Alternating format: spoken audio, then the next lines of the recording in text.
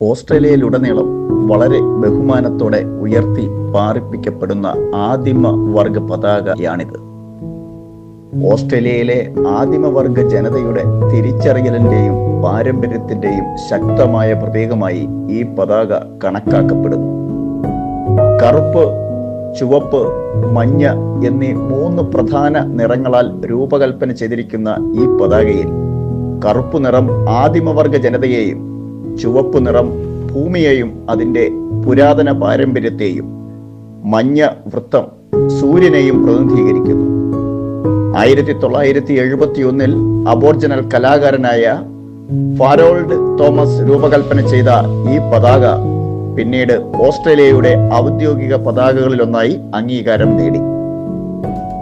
Western ഓസ്ട്രേലിയയിൽ Aboriginal ചരിത്രത്തിനും സംസ്കാരത്തിനും വലിയ പ്രാധാന്യമുള്ളതിനാൽ ഈ പതാകയ്ക്ക് സംസ്ഥാനത്ത് പ്രത്യേക സ്ഥാനമുണ്ട്.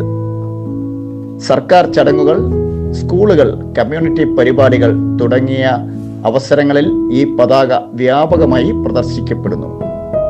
സാംസ്കാരിക ബഹുമാനത്തിന്റെയും ചരിത്ര അംഗീകാരത്തിന്റെയും അബോർജിനൽ ജനതയുടെ ആത്മാഭിമാനത്തിന്റെയും പ്രതീകമായി അബോർജിനൽ ഫ്ലാഗ് ഇന്ന് ഓസ്ട്രേലിയൻ സമൂഹത്തിൽ സുപ്രധാന സ്ഥാനമാണ് കൈവരിച്ചിരിക്കുന്നത്.